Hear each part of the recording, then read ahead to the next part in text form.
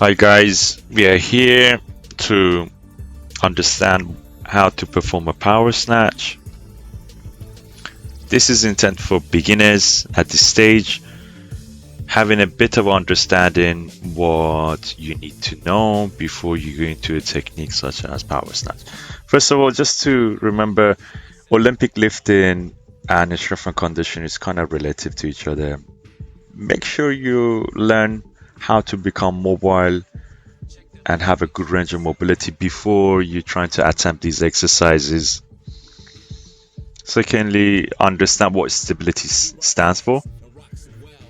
If you got a good range of motion but you're not able to do a squat or a deadlift or a front squat because your stability is feeling to push you off balance, then you need to understand how to develop that. Majority of these areas will be covered in core. Anyway, going forward with the power snatch. So we got Alexis here. He be demonstrating how to do a power snatch.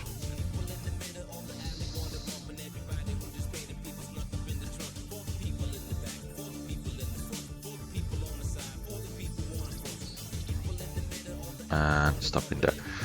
Okay, so to understand what Alexis did here is to understand power snatch is not executed as just one kind of a pull and there's lock underneath it. Is understand how to do a high pull, and from the high pull you get to yourself into the overhead cup position and lock the bar. When he executes the movement, obviously it starts off the ground.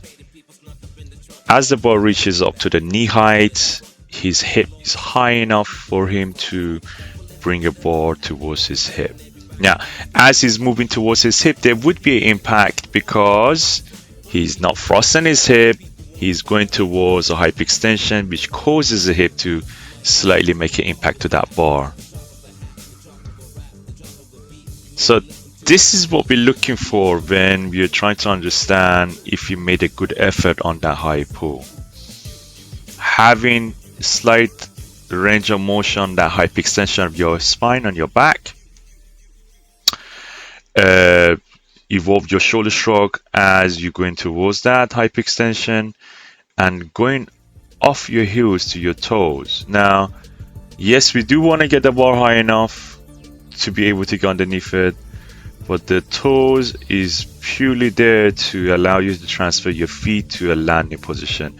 So if you're thinking you're going to go on your toes as high as possible, it's going to give you a bigger height.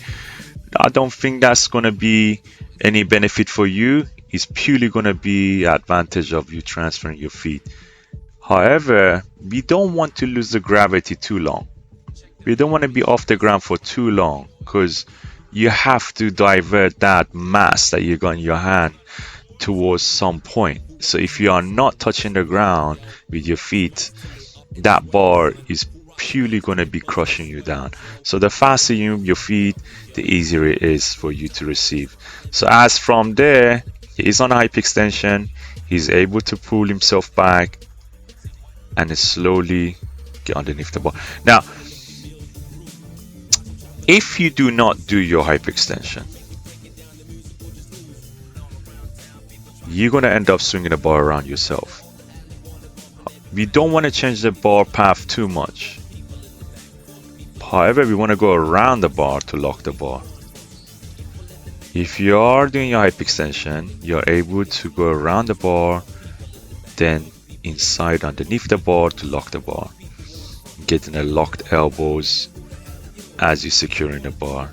Having the head forward or pushing head forward is slightly beneficial purely because it just locks your upper trapezius muscles, which gives you the shoulder stability.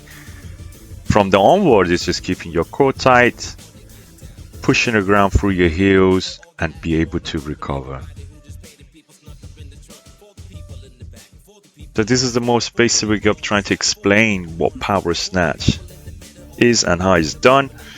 It is a speed work, it is a powerful movement, so if you're out there wanting to get slightly faster on your lifts, try to perform your power snatch on a regular basis.